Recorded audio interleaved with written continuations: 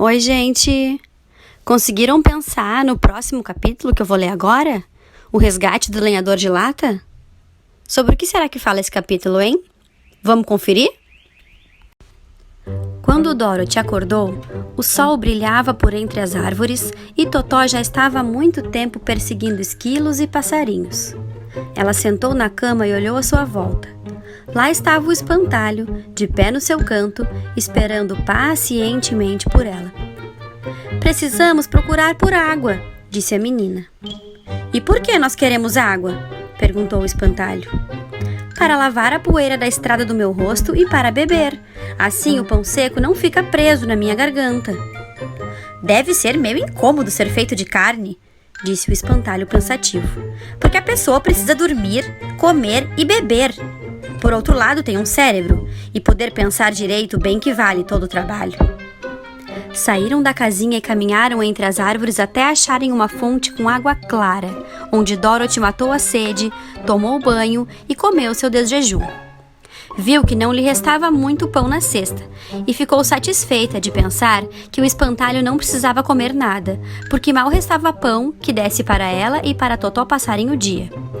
Depois que acabou de comer, e quando se preparava para voltar à estrada dos tijolos amarelos, Dorothy ficou espantada ao ouvir um gemido bem perto de onde estava. — O que foi isso? Perguntou ela assustada. — Não faço ideia, mas podemos ir ver, respondeu o espantalho. Nesse exato momento, ouviram mais um gemido, e o som parecia vir de trás deles. Viraram-se e deram alguns passos pela floresta antes de Dorothy descobrir alguma coisa rebrilhando à luz de um raio de sol que passava pelo meio das árvores. Correu para esse lugar e então parou de repente, com um grito de surpresa. Uma das árvores maiores tinha sido cortada a machadadas até um certo ponto, e ao lado dela, com o machado erguido nas mãos, via-se um homem todo feito de lata. Sua cabeça, suas pernas e seus braços eram ligados ao tronco por juntas de metal, e ele estava perfeitamente imóvel, como se fosse incapaz de mover qualquer parte do corpo. Dorothy olhou para ele muito admirada, assim como o espantalho, enquanto Totó latia bem alto e tentava abocanhar as pernas de lata que acabaram machucando seus dentes.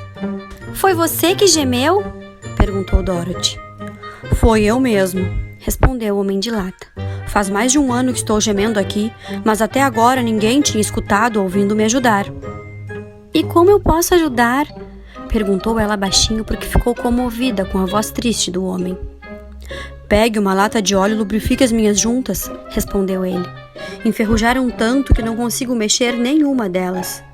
Mas se eu for lubrificado de cima a baixo, logo volto a ficar bem. Tenho uma lata de óleo numa prateleira na minha casinha. Na mesma hora, Dorothy correu até a casinha e encontrou a lata de óleo, e depois voltou perguntando ansiosa. Onde ficam as suas juntas? Primeiro ponha óleo no meu pescoço, respondeu o lenhador de lata.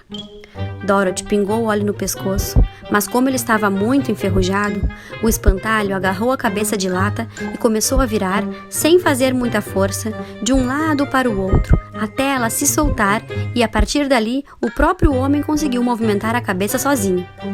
Agora ponha óleo nas juntas dos meus braços, disse ele. Dorothy lubrificou as juntas dos braços e o espantalho dobrou cada um deles com todo cuidado, até se livrarem completamente da ferrugem e funcionarem como novos.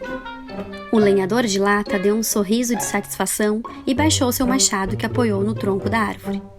Que alívio! Estou segurando esse machado no ar desde que enferrujei e finalmente posso me livrar dele por um tempo. Agora, se você lubrificar as juntas das minhas pernas, volto a ficar inteirinho bem. Então os dois puseram óleo nas suas pernas até ele conseguir mexer totalmente as duas.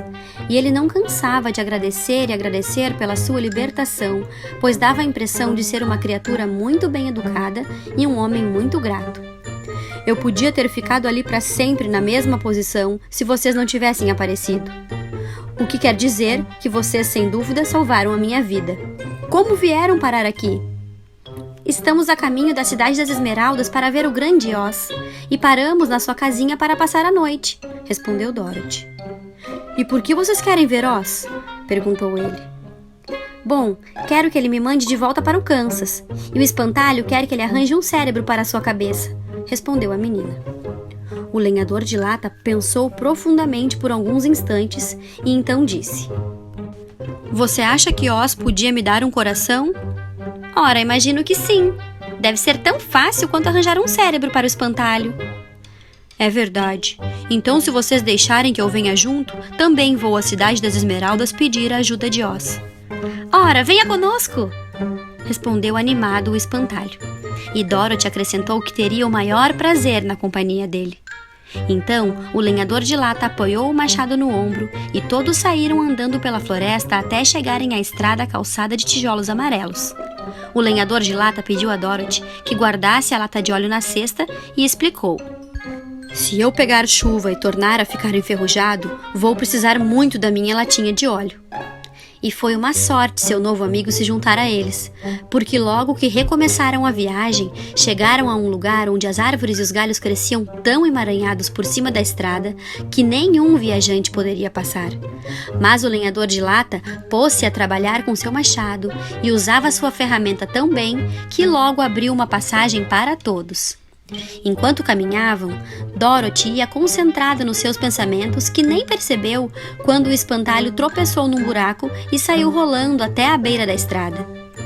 Tanto que ele foi obrigado a pedir gritando que ela o ajudasse a ficar de pé. Mas por que você não contornou o buraco? Perguntou o lenhador de lata. Por burrice, respondeu o espantalho sem se abalar. Minha cabeça é recheada de palha, entende? E é por isso que eu quero procurar Oz e pedir a ele que me dê um cérebro. Ah, entendi. Mas no fim das contas, não é o cérebro a melhor coisa do mundo. Ora, você tem miolos? Perguntou o espantalho. Não. Minha cabeça é vazia, respondeu o lenhador de lata. Mas antigamente eu tinha um cérebro e também tinha um coração. Como experimentei os dois, prefiro ter o coração. Por quê? Perguntou o espantalho. Vou contar minha história e você vai entender.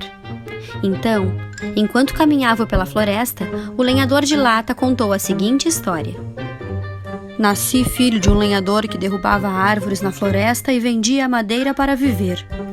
Quando eu cresci, virei lenhador também, e depois que meu pai morreu, fiquei tomando conta da minha velha mãe enquanto durou a vida dela. Depois resolvi que em vez de morar sozinho, eu ia me casar para não viver mais sozinho. Uma das moças Munkins era tão linda que logo me apaixonei por ela de todo o meu coração. Ela, pelo seu lado, prometeu que se casaria comigo assim que eu ganhasse dinheiro bastante para construir uma casa melhor para ela. E eu comecei a trabalhar mais do que nunca. Mas a moça vivia com uma velha que não queria que ela se casasse com ninguém, pois era muito preguiçosa e queria que a moça continuasse com ela, cozinhando e tomando conta da sua casa. Então a velha procurou a bruxa má do leste e prometeu lhe dar 2 carneiros e uma vaca se ela conseguisse evitar o nosso casamento. Na mesma hora, a bruxa pôs um feitiço no meu machado. Em um belo dia, quando eu estava cortando uma árvore, o mais depressa que eu podia, pois queria conseguir a casa nova e me casar o mais rápido possível, o machado escorregou das minhas mãos e cortou minha perna esquerda.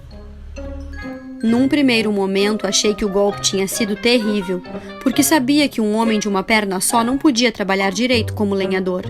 Então procurei um latoeiro e pedi que ele me fizesse uma perna nova de lata. A perna funcionou muito bem, depois que eu me acostumei com ela. Mas a minha ideia enfureceu a bruxa má do leste, porque ela tinha prometido a tal velha que eu não iria casar com a linda moça Munkin. Quando comecei a trabalhar de novo, meu machado escorregou e cortou minha perna direita.